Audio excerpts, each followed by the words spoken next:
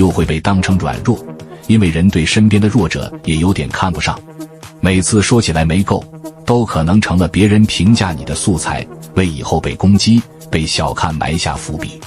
话少的人有3个社交优势：一、风险低，能避免成攻击目标。凡人的麻烦往往来自显摆，话少的人因为不张扬，被针对的可能就小。比如职场上不炫耀成绩，能少点同事暗地里使绊子；社交时不聊隐私，能避免成八卦中心。2、让人觉得价值高，少说会引发好联想，人会对不知道的事自动往好处想。话少的人因为管住了嘴，反倒让别人更关注他们的行为，比如沉稳、专注，沉默反倒成了让优点更显眼的方式。3、掌控权高，倾听能带来信息优势。